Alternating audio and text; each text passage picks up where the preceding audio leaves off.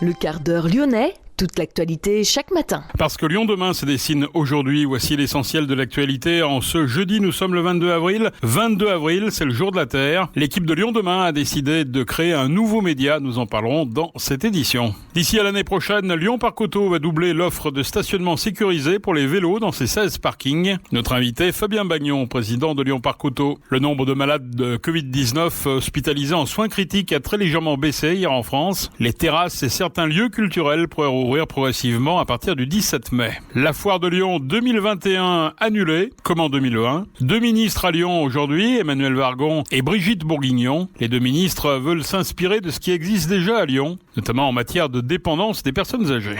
Et puis l'Olympique lyonnais éliminé en quart de finale de la Coupe de France par Monaco. Lyon demain, le quart d'heure lyonnais, toute l'actualité chaque matin. Gérald de Bouchon. Bonjour à tous et bienvenue dans ce quart d'heure lyonnais. 22 avril, c'est donc le jour de la Terre. Célébrer la Terre par l'action, c'est l'esprit de cette journée. Depuis sa création en 1970 aux États-Unis. Cette année 2021 marque aussi les 100 ans de la radio et les 40 ans des radios libres. Et pour marquer ce double anniversaire, l'équipe de Lyon demain a décidé de créer un nouveau média. On vous l'a annoncé il y a quelques jours sur les réseaux sociaux et il est temps de vous dévoiler ce projet innovant et pour le moins original. Comme vous le savez, Lyon demain met en avant des solutions pour lutter contre les crises écologiques, économiques ou sociales. Parmi les préoccupations du moment, il en est une qui est omniprésente dans notre société, celle de la mobilité au quotidien. Alors que nos villes sont engorgées par la circulation automobile, utiliser les transports en commun, covoiturer, se déplacer à vélo ou à pied apparaissent comme une évidence, sauf que il est souvent difficile de passer de l'intention à l'action. 60% des automobilistes sont pourtant prêts à laisser leur voiture pour une mobilité alternative, à condition qu'ils aient les codes pour franchir le pas. Notre rôle de média est de vous apporter l'information nécessaire pour changer nos habitudes. Alors voici un élément d'habillage d'antenne qui va vous mettre sur la voie.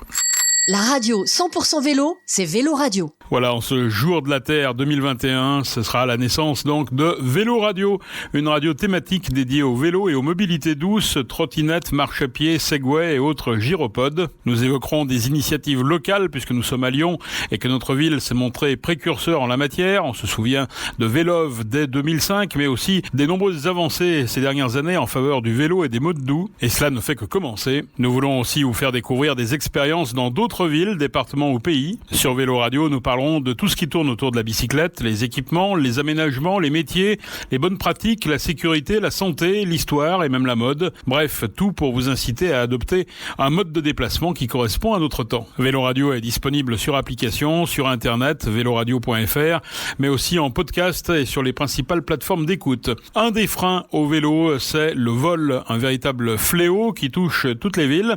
En France, 400 000 vélos sont volés chaque année, selon la Fédération française des usagers de la bicyclette. Ce qui a poussé à la création de parkings sécurisés pour vélos. Lyon Parc Auto a ouvert ses premiers espaces en 2010 et d'ici l'année prochaine, LPA va doubler l'offre de stationnement sécurisé pour les vélos dans ses 16 parkings.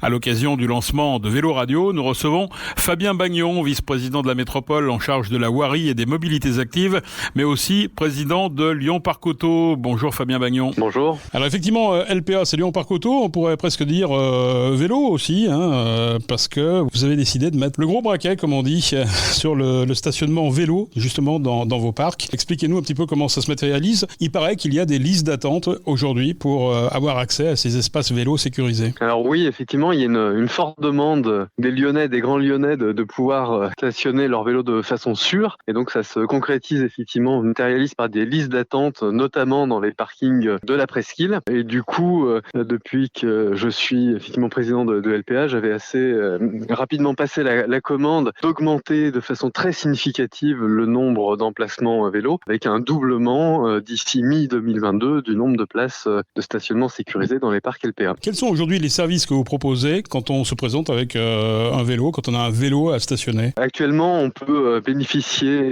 d'un casier, on peut déposer soit son casque, soit différents équipements propres aux cyclistes. Il y a aussi la possibilité de recharger son vélo électrique. le cas échéant. Alors vous avez décidé de doubler donc ces espaces et vous avez déjà un espace un peu prototype qui est au parking Cordelier qu'on peut déjà découvrir, peut-être même utiliser. Ça se présente comment, le nouveau parc à vélo ? C'est un parc bien sûr en rez-de-chaussée, voilà, donc avec une accessibilité parfaite. C'est un parc très très esthétique, bon, à l'image des parcs LPA, hein. Donc un bel endroit. Et puis ce qui est intéressant, c'est qu'on expérimente du stationnement pour des vélos dont l'usage se développe fortement sur Lyon, qui sont les vélos cargo. Voilà, on en voit de plus en plus. Et il y a une demande qui devient de plus en plus forte pour pouvoir stationner son vélo cargo de façon sécurisée. Est-ce que c'est bien logique, Fabien Bagnon, d'aller garer son vélo dans un parking voiture, notamment par rapport aux distances, hein, parce que quand on utilise le vélo, on aime bien se garer à proximité de là où on va. Là, quand il faut aller faire peut-être 100 mètres, 200 mètres pour aller dans un parking à voiture, est-ce que on ne risque pas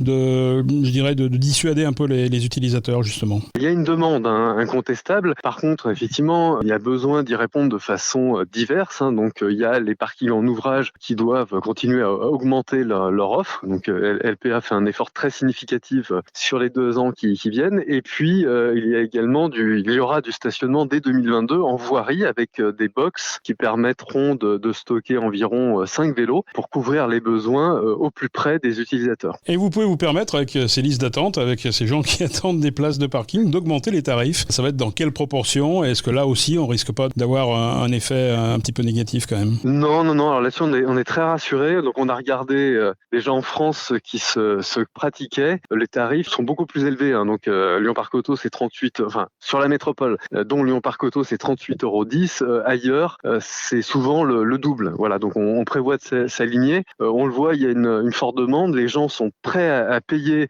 pour retrouver leur vélo le matin. Voilà. Les associations cyclistes nous disent la même chose. Donc, non, il n'y a pas aucune inquiétude par rapport à ce prix. L'important, effectivement, c'est d'avoir le service associé. Alors justement, pour faciliter le stationnement du vélo, est-ce que vous avez encore d'autres projets ? Est-ce qu'on peut par exemple envisager des parkings ailleurs que dans les parkings traditionnels, parking des Halles, parking des Cordeliers ou Saint-Antoine, c'est-à-dire en dehors des parkings vélos, des parkings un peu plus proches de son lieu de travail par exemple ? Il y a des réflexions aussi en rez-de-chaussée, hein, en pied d'immeuble. Si on arrivait à trouver des locaux disponibles, ça peut être très très intéressant pour avoir en fait des espaces vélos sécurisés, des stations vélos de taille, on va dire, moyenne et qui permettent de répondre au mieux aux besoins. Voilà, après, sur le stationnement sécurisé, les choses évoluent de façon assez significative chez les entreprises, hein. Les employeurs équipent de façon accélérée leur parking,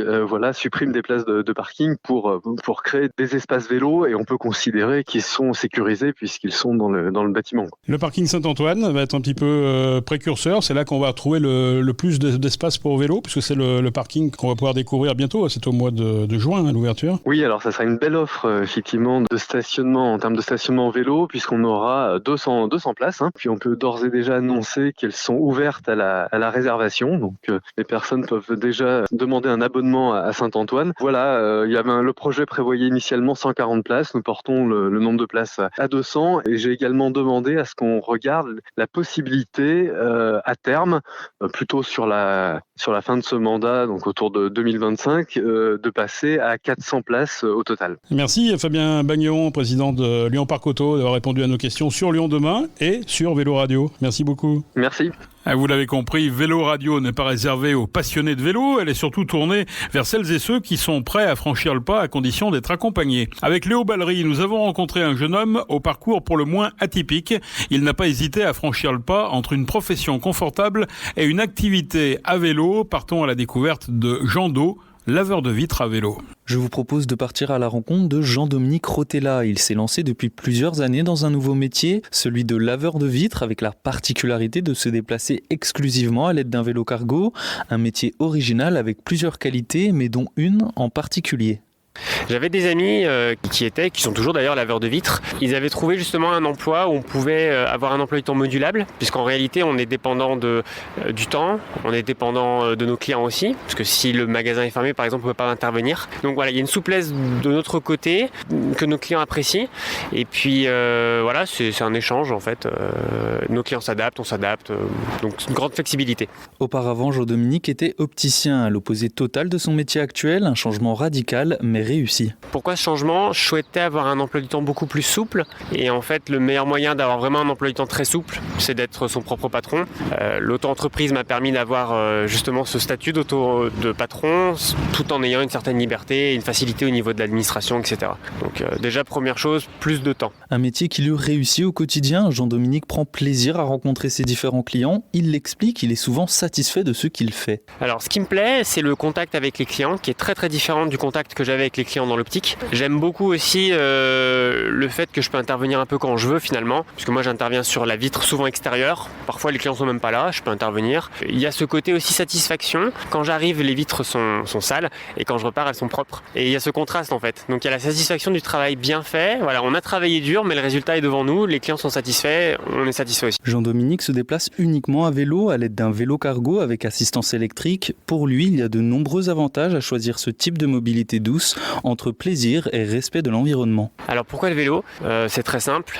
Déjà pour l'accessibilité, c'est très facile de se déplacer à vélo. Même avec un vélo cargo comme celui-là, on arrive quand même à slalomer un peu partout.